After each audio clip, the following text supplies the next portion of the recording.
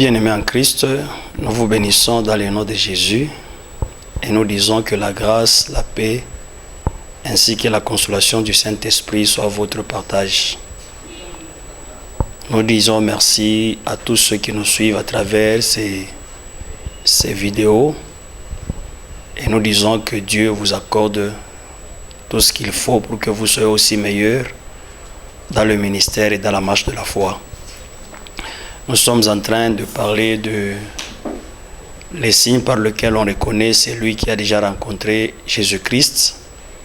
Et on a parlé de beaucoup de choses, mais nous sommes arrivés sur un point où nous avons commencé avec les signes. Je pense que c'est là où nous sommes arrêtés la fois passée. On parlait des signes, c'était d'abord le premier signe. Nous avons dit que c'est une liberté totale. Maintenant, cette liberté, nous avons dit que nous la vivons à deux niveaux. Il y a la liberté par rapport au péché et la liberté par rapport à la possession démoniaque. Mais nous avions commencé par la liberté par rapport au péché. Et cela nous a amené à parler aussi d'un point très capital où nous avons dit que celui qui est délivré du péché, c'est fini, il est appelé à vivre sans commettre le péché. C'est ça l'enseignement que nous étions en train de vous donner la fois passée. Et on a donné quelques conditions pour ne pas pécher. Quelques conditions pour que l'homme ne puisse pas pécher. Parmi les conditions, si nous pouvons faire un petit rappel, on a dit qu'il y a d'abord, je m'excuse, la connaissance de celui qui nous a sauvés. Là, nous voyons Jésus-Christ, parce que c'est lui qui est mort à la croix de Golgotha pour notre salut. La connaissance.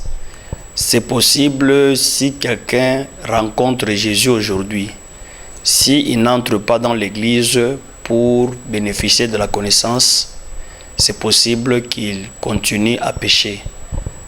Mais Jésus, comme nous l'avons dit dans l'une de nos émissions, nous avons dit ceci, Jésus, tellement qu'il est jaloux de son salut, c'est un salut pour lequel il a souffert à la croix.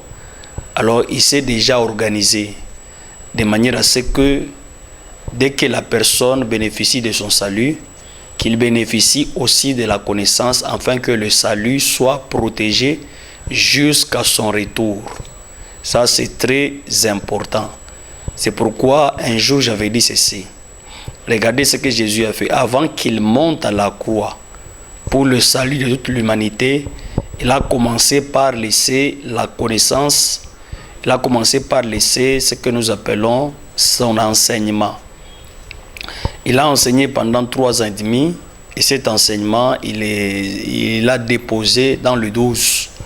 Parce que ce sont les 12 qui ont constitué ce que nous appelons l'équipe dirigeante de l'église que Jésus devait commencer ici sur la terre. Maintenant, après avoir monté à la croix, Jésus est parti. Il a laissé les apôtres. Le jour de la Pentecôte, l'église a commencé. Maintenant, tous qui croyaient en Christ, ils entraient dans l'église où ils trouvaient déjà qu'il y avait un enseignement qui pouvait leur permettre de bien conserver le salut jusqu'au retour de Jésus. Et si nous parlons de l'enseignement, c'est un seul enseignement, comme la Bible le dit dans Actes des Apôtres 2, on nous parle de premiers chrétiens qui persévéraient dans l'enseignement des apôtres. C'était un seul enseignement et cet enseignement concerne Jésus-Christ. C'est pourquoi il y a toujours dans la Bible un verset que j'aime bien citer. Nous sommes dans Jean 17, le verset 3, où la Bible nous dit ceci. Or, la vie éternelle, c'est qu'ils te connaissent, toi le seul vrai Dieu, et c'est lui que tu as envoyé Jésus. Pour dire que, bien sûr, le jour où nous rencontrons Jésus, nous recevons ce que nous appelons l'espérance de la vie éternelle.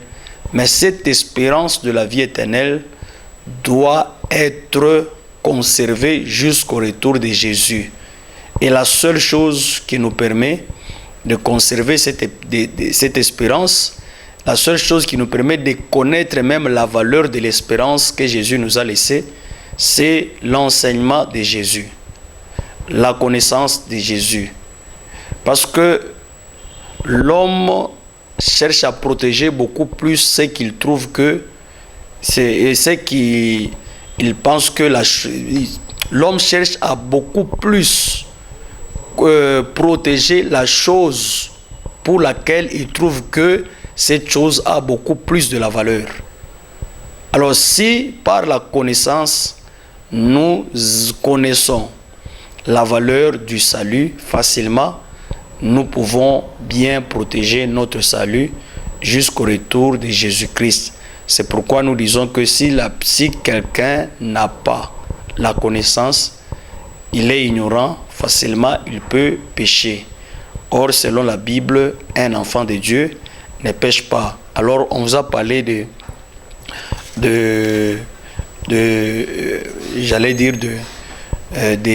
conditions qui pourra nous permettre de ne pas pécher. On a parlé d'avoir la foi dans celui qui a vaincu à la croix. Nous avons parlé de croire que c'est possible. Nous avons dit que il faut aussi croire qu'on est saint. Pourquoi? Parce que le jour où la personne rencontre Jésus, dès qu'il dit oui à l'évangile, spirituellement, c'est Dieu qui engendre un enfant ici sur la terre. Et Dieu ne peut qu'engendrer un enfant qui a sa nature. Et la nature de Dieu, c'est la sainteté. Dieu est saint et il engendre de saints.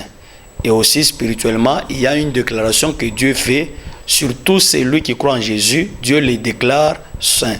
Alors nous sommes de saints. Tu dois croire dans ton esprit, et de tout ton cœur que tu es un saint. Vous savez, le fait de répéter régulièrement dans les assemblées, non, tous nous sommes des pécheurs. C'est tout à fait normal. Nous ne pouvons que tomber. Cela est resté gravé dans nos pensées au point où nous trouvons que c'est normal si on pêche. Alors que ce n'est pas une vie normale pour celui qui est déjà en Christ. Un jour, j'avais dit, pourquoi est-ce qu'on parlait de la nouvelle vie? Si on parlait de la nouvelle vie, c'est une vie qui vient avec Jésus, une vie différente de l'ancienne vie. L'ancienne vie, c'est la vie du péché, et la nouvelle vie, c'est la vie que nous avons en Christ, une vie sans péché. Et puis, pourquoi est-ce qu'on parlait du vieil homme? On voit l'ancienne nature que nous avions avant de rencontrer Jésus, et aussi on nous parle de la nouvelle créature. Tout ça, ce sont des versets qui nous permettent de dire que c'est possible de vivre sans commettre le péché. Si nous continuons à pécher, alors, entre guillemets, nous pouvons dire que Jésus est venu pour faire l'aventure. Jésus est venu comme un farceur. Alors Jésus est sérieux. Il est venu pour faire un travail sérieux. C'est pourquoi, à la croix, voyant l'œuvre qui devait s'accomplir dans le monde entier, lui-même a commencé par dire « J'ai tout accompli ». Pour dire « J'ai atteint mes objectifs, j'ai réussi ». Alors nous croyons que Jésus a réussi. D'ailleurs, c'est lui qui pêche. Il fait voir que il n'a pas encore cru dans l'œuvre de la croix. Parce que c'est une œuvre parfaite, une œuvre excellente. Alors, comme nous vous avions promis, nous avions dit dans l'un des vidéos, nous avons dit ceci, nous allons essayer de prendre certains versets qui prêtent confusion pour certaines personnes. Certains versets dans la Bible, mais avant qu'on comprenne les versets, mais il y a un verset que par où nous allons commencer qui nous intéresse beaucoup. C'est dans Genèse 4. Genèse 4, le verset 6 à 7, c'est là où je vais commencer. Et l'Éternel dit à Caïn, « Pourquoi es-tu irrité et pourquoi ton visage est-il abattu? Certainement, si tu agis bien, tu relèveras ton visage, et si tu agis mal, le péché se couche à la porte et ses désirs se portent vers toi. mais toi, domine sur lui. Ce qui m'intéresse, moi, c'est ce que Dieu dit, toi, domine sur lui. Ici, c'est Dieu qui s'adresse à Caïn. Caïn doit dominer sur le péché. Alors, je me suis posé une question. Est-ce Dieu, il peut être malade pour dire à Caïn, domine sur le péché, tout en sachant que Caïn n'a pas de capacité de dominer sur le péché? J'ai toujours donné un exemple. Un enfant de 2 ans, si je dis à un enfant de 2 ans, par exemple, de soulever un seau de 20 litres, quelque part je suis malade. Pourquoi? Parce que je sais que les capacités qu'ont l'enfant, les capacités qu'a l'enfant ne permettra pas à ce que l'enfant soit capable de soulever un seau de 20 litres. Mais si je dis à l'enfant de prendre par exemple les téléphones, facilement l'enfant peut prendre les téléphones parce que le téléphone n'est pas au-dessus de ses capacités. Donc c'est comme ça que Dieu dit à Caïn, domine sur le péché. Donc pour Dieu, Caïn a la possibilité, a toutes les capacités pour dominer sur le péché. Or ici, Dieu s'adresse à Caïn alors que Jésus n'était pas encore là. Donc pour Dieu, Caïn était capable de dominer sur le péché.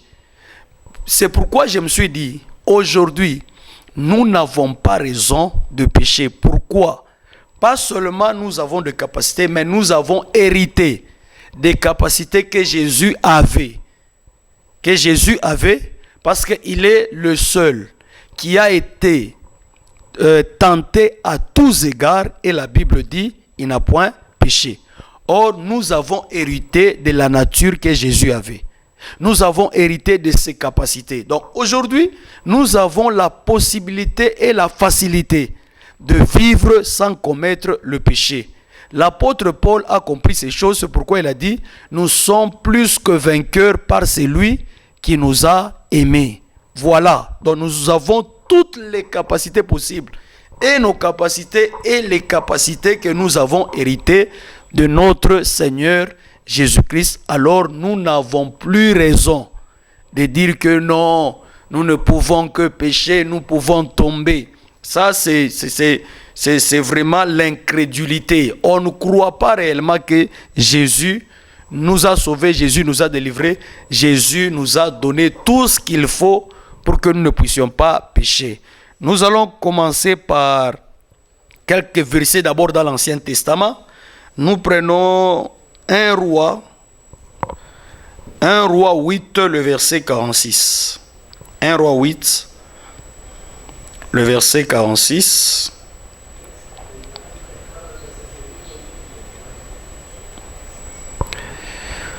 Oui, c'est la prière du roi Salomon lors de la dédicace du temple.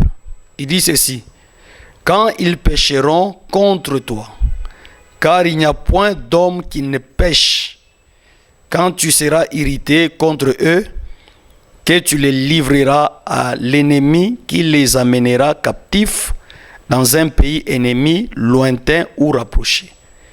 Ce qui nous intéresse, c'est quand Salomon dit, quand ils pécheront contre toi, car il n'y a point d'homme qui ne pêche. Oui, Salomon a raison.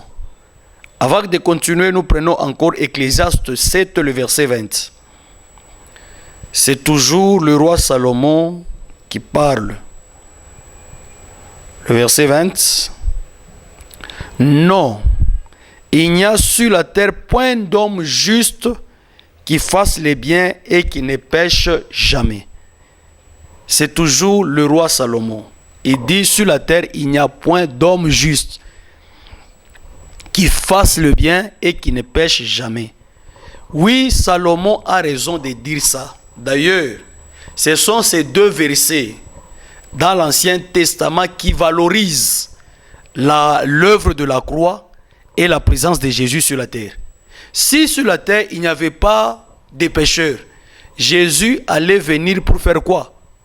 Jésus est venu pour mettre fin au problème du péché qui a fait souffrir l'homme pendant beaucoup d'années.